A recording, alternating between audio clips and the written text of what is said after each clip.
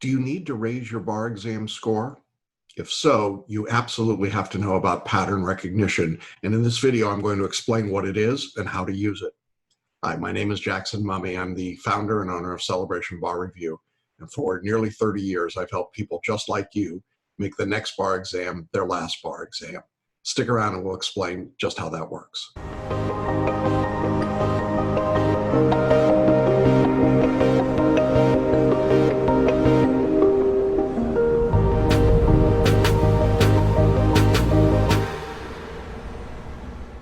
Well, welcome back to part 2 of our series on changing paradigms and pattern recognition in the bar exam. And it's a really important subject. I started it in a previous discussion about changing paradigms. If you haven't watched or listened to that, I encourage you to do that. We'll put a link in the notes for you. But to briefly recap, what I talked about in the first part of this series was the importance of changing your paradigm when it comes to studying for the bar exam. We use the example of an iceberg. What we see above the surface is much smaller than what's below the surface, and that's a very good representation of the way the conscious and non-conscious brain works. And we looked at the reality that the non-conscious brain has much greater cognitive skills and the ability to draw in much more information than the cognitive brain, the conscious brain has. And the result of that is that we are capable of doing much more than we think we're capable of doing when it comes to studying, when it comes to reading, when it comes to retaining information, and so on. So really the essence, the quick takeaway from the first lesson was that you have extraordinary skills that you can manifest in a lot of different ways. Now, we use tools like photo reading and paraliminals and mind mapping to make greater advantage of them. But even if you've never heard of those things and you never use them, you have the same cognitive ability, and you have within you right now a reservoir of information about the law, about the bar exam, from law school, from life, from the practice of law, from your bar studies previously. From all of those sources, you have a great deal of information. That leads us to today's question and problem, which is, how do I then get at all that information that's below the surface, that's not just the tip of the iceberg, but the deeper part of our understanding? And that's what we want to look at today when we talk about something called pattern recognition. Now, in order to break this conversation into more meaningful chunks, I'm going to basically break it into 3 discussions. The first is I want to just look generally at what pattern recognition is. And secondly, I want to talk about why that's so important for the bar exam. And then I want to finish up by talking about how you use the technique of pattern recognition, both in your study and on test day. So that's what we're going to focus on today. Let's go ahead and jump right into the first question, which, if you've never heard the term before and you heard about pattern recognition, what does it bring to mind? Well, as you see in the background here, I've got a bit of a pattern. This is a pattern of ice or water. And if you're paying attention to it, if you're looking at it, you see that it's a repeating pattern, but it's got some distinctions in it. Are we talking about that kind of pattern recognition? Not really. You might have heard about pattern recognition for machine learning or artificial intelligence. In other words, an AI machine sees a pattern, it applies an algorithm, and it reaches a conclusion. And this is how voice recognition works. It's how a lot of the intelligent assistants that we've got in technology is working today. Well, it's not quite that either. So pattern recognition gets used in a lot of different contexts, but for our purposes, we're going to go back to something that you absolutely recall, and it's called a fact pattern. Remember when you first got to law school and people would talk to you about fact patterns, and they'd say, what did you see in that fact pattern? And you might have thought to yourself, what do they mean by a fact pattern? Isn't it a fact narrative or a fact story or just a problem that's in front of me? But you remember that we consistently called it a fact pattern. And the reason goes to a deep root of the way the law is structured. If you step back and think about what law is, functionally, it is the ability to take a set of rules and apply them in different circumstances with some degree of consistency. In other words, we had a set of rules about that govern a contract, but they can't govern every contract without creating a new set of rules for each one. That would be cumbersome and impossible. So what a system of laws does is it says, here are the general principles, now apply them in this setting to these situations. And so what we do is we take those sets of rules and we put them on top of different fact problems. As we do that, we create a pattern. We say to ourselves, here's a problem we've got in this contract about signatures, or about offer and acceptance, or about consideration, or the mailbox rule, or whatever it might be, the statute of frauds, whatever the problem is. And we do that and say to ourselves, that's a fact pattern. I've seen that pattern happen before. I know how to apply the law because I know the pattern of the problem. Now, this is important to us because when we talk about pattern recognition, functionally what we're talking about is your ability to see the patterns in your study and on the bar exam days itself in the questions, and to be able to take those patterns and allow that to trigger the non-conscious learning that you had below the sea level, if you will, of your iceberg, and to be able to use that information to solve the problems. Now, if you think about the way the human experience is, we live in a world of patterns. We do things in patterns by habit and repetition all the time. You have a pattern for your morning, typically. You have a pattern for getting to work at the beginning of your day. You have a pattern for the tasks, perhaps, that you do at certain times of the day. You create patterns. I just had the experience of being around my one-year-old grandson for a few days, and I was struck by how much pattern learning we teach right from the very beginning of life. My grandson has a pattern for going to take his nap. He has a pattern for eating. He has a pattern for playing. And part of the growth of the human mind is that we build on these patterns. They start small, and then they're enlarged. There's a pattern that leads to another pattern that leads to another pattern. And we link all of those patterns together and we begin to live our lives. Patterns are important in the law because they help us see the connections between various pieces of information. I had a conference with a student recently in which the student told me that evidence was a very difficult subject for her. And I said, well, is it really the rules of evidence that are difficult? And she said, no, not so much. It just seems like there's a lot of random rules out there. And she's exactly right. Because she was learning the rules independently, learning them as a rule in one spot and a rule in another place and a rule in a third place, there was no connectivity, there was no pattern to it. But when we started to put it into a pattern of the rules, for example, here are the hearsay rules, here are the exceptions to hearsay, here are the things that are not hearsay. Oh, there's a pattern to that. And when we see the pattern to it, we're then able to use the material. It's not so much that any subject is difficult, it's that we typically don't see patterns. When people tell me that they have trouble with constitutional law in the bar exam, it's often because they're thinking in these abstract terms of here's a rule or a principle or a holding, and it has no connection to anything else they've learned. So it becomes this series of random rules.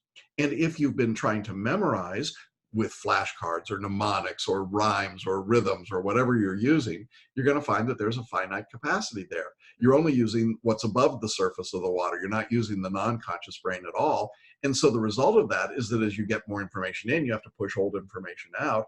And because it's not connected or patterned, you have no ability to use it. It simply comes in, goes out, and it's deposited outside your brain, and it's of no use to you. So pattern recognition becomes a very effective way to hold on to information. In fact, the people that teach memorization often talk about remembering items either through a mnemonic or rooms in your mental house. Why do they do that? It creates a pattern. The more patterns you create, the easier it is for our brain to take that information and grab hold of it and know where to find it. So if I know there's a pattern, I know where to look for information in the heart of what I'm trying to do to solve the problem. Now, if you think that that's too abstract or too academic, let me just suggest that throughout our lives, we see patterns every day and we react to them typically even non-consciously. There is a pattern when you go to your coffee shop and you know where to stand in line and what to order. And there's a pattern when you see that the person at the cash register is new and they can't figure out how to ring something in, or the barista doesn't know quite how to make the drinks. You have a whole series of patterns in your brain that tell you what the result of that's going to be. Oh, my drink's going to be bad, or it's going to take too long, or I'm going to be late for work. We do this kind of pattern connection all the time in every capacity of our lives. And the same is true when it comes to the bar exam and studying for the bar exam. What is pattern recognition? Well, essentially, it's a way we decode the world in front of us. It's a way we decode the bar exam and the law that we're learning and the materials that we're studying.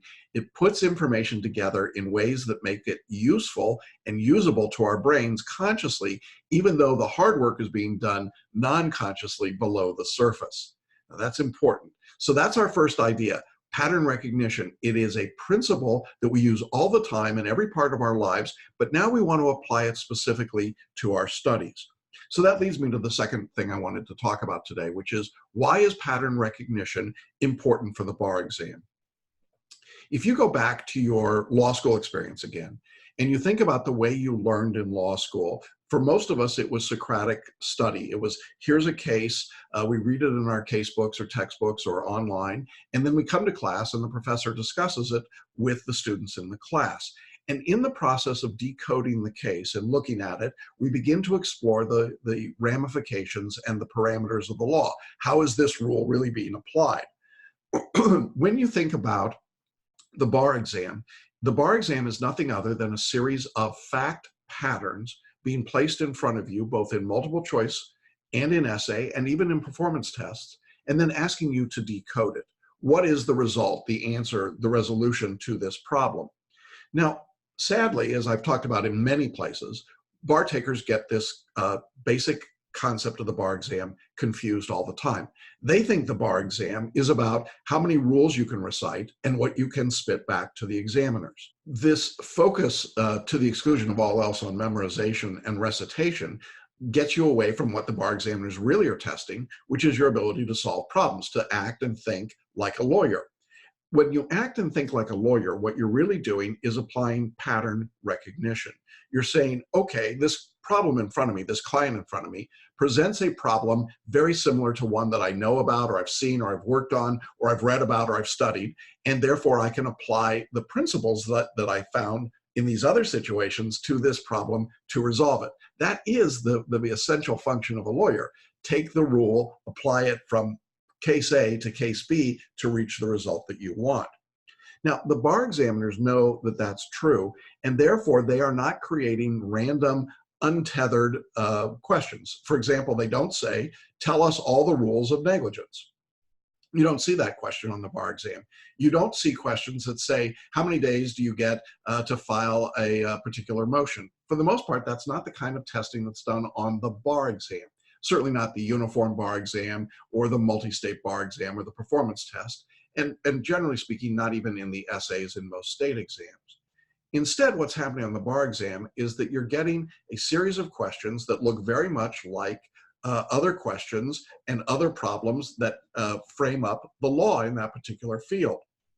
So if you're a bar examiner, what you're doing is you say to yourself, I want to test the mailbox rule in contracts. Well, I don't ask a question and say, what's the mailbox rule? What I do is I create, you can say it with me, a fact pattern that sets up that problem, that gives the basics, and you see that party A put a response or made an offer, party B put their response in the mail or in whatever electronic form we've got these days, and they delivered it, and the two answers crossed in transit, either cyber transit or real mail transit.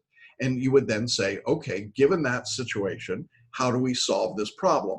Either as an essay problem or as a multiple choice problem. In doing that, what the applicant has to do is to say, okay, I see that. It is a pattern that I've seen before. I know that there's a rule called the mailbox rule. Now I'm applying that mailbox rule to this set of facts, this particular problem. I'm doing pattern recognition and then applying to get to a result. Therefore, for the bar examiners, this allows them to have a standardized and a very consistent set of testing. If our testing was inconsistent, if it measured different skills all the time, it would be hard to make it equal over time. But the National Conference of Bar Examiners has, in fact, done something really remarkable. They have managed to make their multi-state bar exam equate from today all the way back to the first time it was given in the 1970s. They've done that by standardizing the fact patterns. That is, the rule against perpetuities hasn't changed much over the years. Now, we can ask the question in lots of different ways, but the fundamentals of the rule will stay the same. The same is true for tort negligence or contract law or virtually any principle that's in contemporary law. We simply create a pattern around that problem so that we can then say, can applicants in 1970 or in 2020 still reach the same conclusion based on a relatively common set of facts?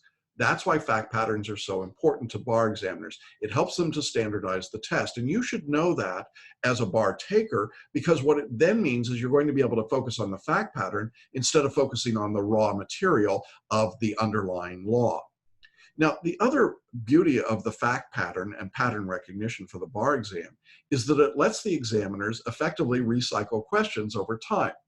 It's not uncommon, and certainly you can probably relate to this experience from law school. You probably had professors that recycled exam questions every few years. In fact, I remember vividly going into the library. That was that building with books, for those of you that are younger. And we would look at old exams from some of our professors that had been around a long time. And sure enough, those questions would come back, not word for word, but the same problems would come back to us, just with different names and maybe a different setting, but exactly the same pattern. And that was the key. Now, the bar examiners do the same thing. We can change the parties' names, we can change what's happening, but we are creating a pattern. A recent example of this, in a bad way, was in the Florida bar exam on an essay question.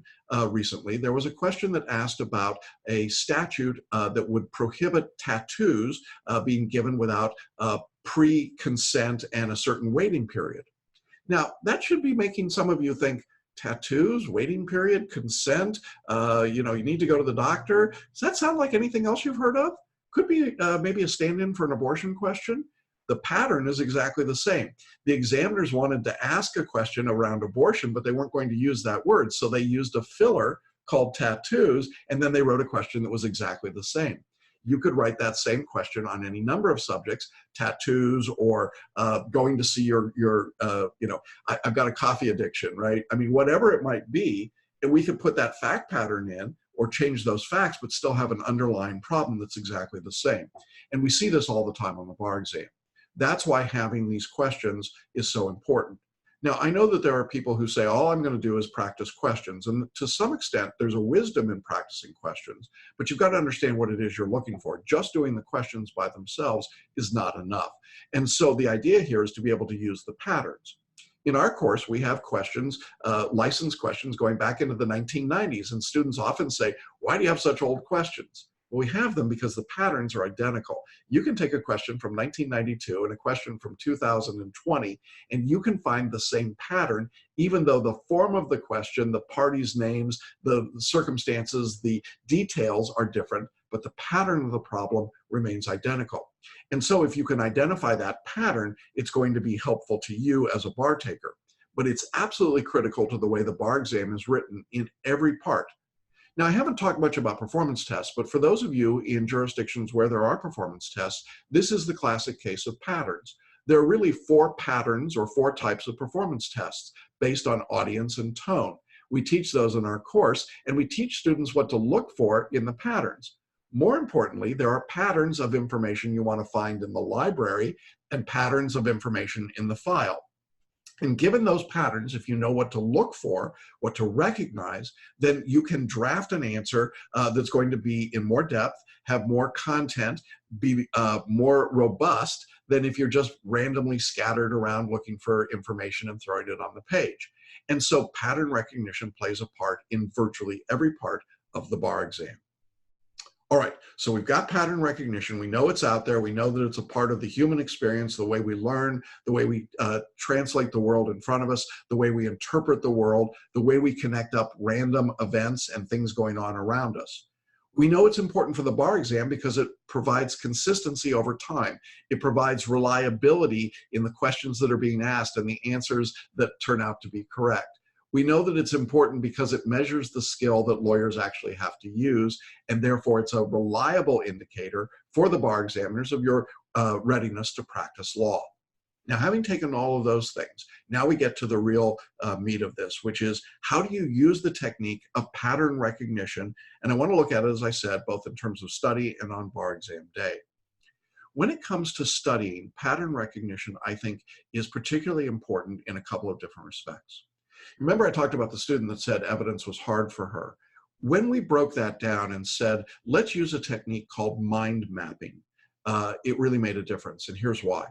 When we put, for example, the area of hearsay, and we wrote it out on a sheet of paper, and we put hearsay in the middle of our page, and then we drew out different branches from that to talk about hearsay, the rule itself, and the exceptions to the rule, and the things that were not hearsay, she began to see that there were connections, that there were relationships between each of those. They weren't just 17 random rules in front of her, but there was actually a reason for those rules, and there was an implication, and the relationships began to make sense to her.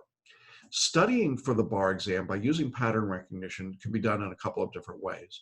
One, I think, is to use a visual technique to literally draw out the relationships, create a chart, create a graph, create a mind map.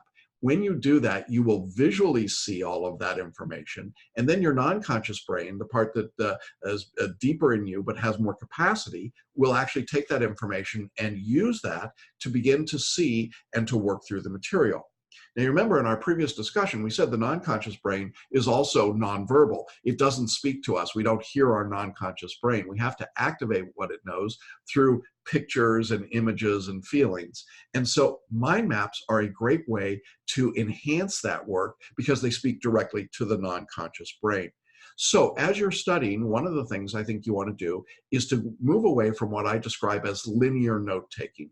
You know, linear note-taking is you sit at your laptop or computer and you type furiously, verbatim if you can, what is being said to you. It's one way of learning, but it's not the only way, and in general, it's not the most effective way. It's much better to take your learning in chunks and use different skill sets. So I listen or watch, I hear that material, I read it or photo read it, I then do question practice and I review that information and the explanations, and then I come back and do it again later. That whole process is called spaced or stepped repetition. We've talked about it in other places, but it's a way to get at the patterns. I begin to see the patterns of the problems so that they become familiar to me. Now, in practical terms, there are a couple things that this means. Let's say that you're doing evidence essays in your jurisdiction and you're having this problem with evidence. You just can't seem to get it. One of the things that we recommend is to take a study period and to do several essays in that subject. Now, depending on how long essays are in your subject, that might take you 3 hours or 6 hours. But the essence is you write an essay and then immediately you review the model or sample answer and you review the written materials that you need to get at the depth of it. You begin to see the patterns in that problem. Oh, this was a problem about hearsay, and here's the kinds of problems that came up. And is this a hearsay dispute or not? Maybe it's non-hearsay. Maybe it's hearsay with an exception, whatever it might be. I see that pattern. Now I do another evidence question, and lo and behold, there's another hearsay problem, and I begin to see a growing pattern. I can see that beginning to develop. If you're creating mind maps, you keep adding to your mind map as you go through each answer. If you're creating a graph or notes, you keep building on that note set. After you've done a few essays in that topic, you will begin to see repeating patterns. Oh, the examiners in this jurisdiction kind of ask the same question, just with a different, one day it's widgets, the next day it's cars, the next day it's, whatever it might be, but it's the same problem over and over and over again. Once you begin to see that pattern, you begin to develop pattern recognition. And now when you see that problem again, you know what you want to write about. Oh, they're going to be asking me about this part of the problem. Here's one example that comes up all the time. In evidence essays, very frequently, we see problems about subsequent remedial measures and offers to settle and existence of insurance. Now, for whatever reason, those three items get linked together frequently on bar questions. So once we see the pattern of that, we say, oh, look, there's a subsequent remedial measure. That will trigger an understanding of the rule. And then I can say, you know what, my pattern recognition tells me I should be looking for an offer to settle or evidence of insurance because those are often linked together. And sure enough, there they are in the next call of the question or the next part of the fact pattern. And because I see those patterns, I'm now able to respond because I've written answers to them before. Now, maybe it's not an essay concern for you, but it's more of a multiple choice, multi-state question. Same idea applies. In our course, we'll have you do 20 to 30 questions in a subject, review the answer explanations, then set the subject aside for a while, and then come back to it and do 20 or 30 more questions, set it aside, come back to it again. But as you do those questions each time, what you're doing is you're looking for the patterns. Oh, I saw this kind of a question before in question number 10, we had it, and here it is again in question 20. And it's the same kind of a problem. And you see the response will be consistent. And you look at the answer explanation, and sure enough, it is. And now you add that to your notes or your mind map or whatever it might be. And over time, you build a repertoire of pattern recognition. You begin to understand this is the way this kind of a question looks. This is what you're doing. Years ago, there was a company in Bar Review that claimed that they had all the questions. In fact, their owner was actually arrested for trying to stuff the MBE in the front of his pants and walk out of the bar exam. That was an interesting moment. And he was sued for copyright infringement. But his entire premise was that if he had the actual questions and he gave you the actual questions, you would be successful. Well, he was half right. It was right that if you had the questions, you'd have an advantage, but not for the reason that he touted. The real reason would be that you had the chance to see the patterns of the questions. And it was only by doing the pattern recognition that you got the real wisdom. In other words, it wasn't just memorize the question and the answer to this question is A, it was seeing the pattern. And the reality was that if you could see the pattern, you were okay. Now, the good news was you didn't have to cheat to learn how to do that. You just had to be licensed and get the real questions. And we've done that for 30 years. So it's possible to see the patterns by doing the questions. The same is true for performance tests. The same is true for essays. You see enough questions, you see enough patterns, you can study for those. And you should be making notes of those. Now, it might be that what you want to do, you might say, well, I'm not much of a mind mapper, but I like taking notes and keeping a journal. That's fine. Create a section of your journal called patterns and set it up by subject. And when you see a pattern in an essay or a multiple choice question, something that repeats and you say, I've seen that before, write that down as a pattern. Why would you write it down? Well, it's a way of talking to your non-conscious brain again. It's identifying to your non-conscious, this is something to be looking for. You know, maybe you've had the experience of buying a new car. And before you bought the car, you were blissfully unaware of that model. But the day that you're driving home from the car dealership in your new car, you suddenly see that car everywhere. Why? Well, you've given your non-conscious the command to look for that car as a way of affirming your choice and your decision. And suddenly, all you can see are Nissan Rogues everywhere you look. It's like, where were all these cars? And then you see commercials on TV for the Nissan Rogue. And then all of your friends at cocktail parties start talking about their Nissan Rogue. And suddenly the whole world is filled with Nissan Rogues. Guess what car I drive? Now, the idea is that our non-conscious, once it's given the clue as to what to look for, will go out like a heat-seeking missile and find that item and then bring it back to us. So I guess less like a missile and more like a good bloodhound. But the idea is that it gets that information, brings it back and says, here's what you need. So once you start identifying the patterns as you study, you'll be much more successful. Now, that is the broad scope of how I think you should use pattern recognition when you're studying. In our course, we're going to talk about it, and we do talk about it a great deal more, but I wanted to just give you a flavor for that today. Well, what about on test day? Do you use pattern recognition? And the answer is absolutely you do, and this makes all the difference in the world. Let me talk about first what I think a traditional typical bar student does with the MBE, and then what a pattern recognition student does. So a typical student gets an MBE question and they immediately start to read it, and they read it very slowly, looking for all the details and all the nuances. They start second guessing all the word choices in the fact pattern, and they start, their mind is racing and they're trying to memorize and say to themselves, what area of law is this? What rule do I remember? What's my mnemonic for this?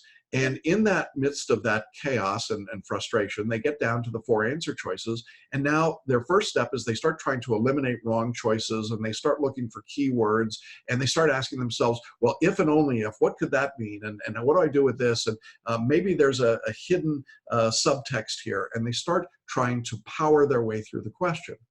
Now, for most bar students, that will take about 2 to 2.5 minutes to do a typical MBE question that way. And the chance of getting it right is actually relatively low. In fact, when we look at it statistically, the average score on the MBE across the entire country is around anywhere, depending on the year, from about 135 up to 140 scaled score on a 200-point exam. So that means that there are probably 80 or so questions out of 200 that are missed. Now, it's not a great way of studying or taking the bar exam. Some people pass, most people fail. We know that statistically. So I would say it is not a preferred method, in spite of what you've heard from the big box bar reviews. Empirically, it's not the preferred method. Well, what does a pattern recognition student do that's different? Well, as the pattern recognition student gets to the question, they relax, they read the question rapidly, not speed read it, not quickly, but just rapidly. And as they're reading the question, instead of doing what the traditional student does, which is to try and parse the words and think about the rules and all of those things, the pattern recognition student says, does this remind me of anything I've seen before? Have I seen this pattern, this type of problem before? If I have, what did I do with it? What was my response to it in the past? And then that student begins to preform the broad outlines of the answer. Plaintiff wins because. Defendant wins because. I'm looking for that kind of a broad general response. As I finish up the fact pattern, before I look at the 4 answer choices, I now quickly skim over the answer choices to see if my previewed answer appears as one of the 4 choices. It often does. And when that's the case, I mark that and then I just move on. I don't go back, I don't review it, I don't worry about it, I just move on. If I don't see my previewed answer, now I get a little bit more detailed and I think a bit more about the pattern. What's the pattern that I saw before and how did I respond to that? And is there anything here that deviates or changes that pattern? If so, can I use that to help me find the correct answer choice? If I can, I mark it and move on.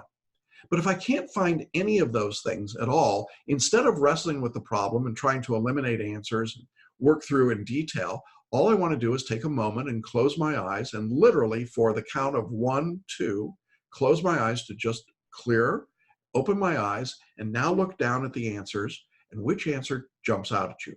You might say, well, what is that, voodoo? No, it's not. It's your non-conscious brain telling you what to choose, dummy.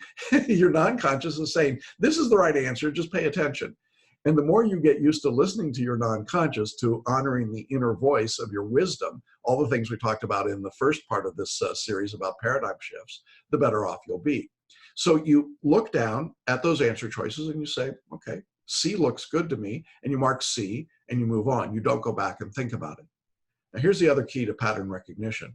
A pattern recognition student will do an MBE question in an average of 90 seconds, 90. By doing it that way, they're going to finish 100 questions in 2.5 hours, which means there's plenty of time for breaks and rest and relaxation. They're not trying to power their way through the exam. What does that mean? Well, MBE scores go up. Results are higher. Empirically, our students do better on the MBE than you see traditionally, and certainly for repeat bar takers, we see huge jumps, 10, 20, 30 points or more, because now instead of trying to force your way through the question, you're responding to the patterns that you see. And the better you get at identifying the patterns, the better your scores will get. So that's one way that you use pattern recognition. What about for an essay question? Well, it's really much the same process. As you start to read the fact pattern, you're looking for the patterns. What do you see in the problem that reminds you of what you've done before in practice or what you've read about or what essays you've written as you were studying for the bar? As you think about those and you begin to organize your answer, you're doing exactly the same thing.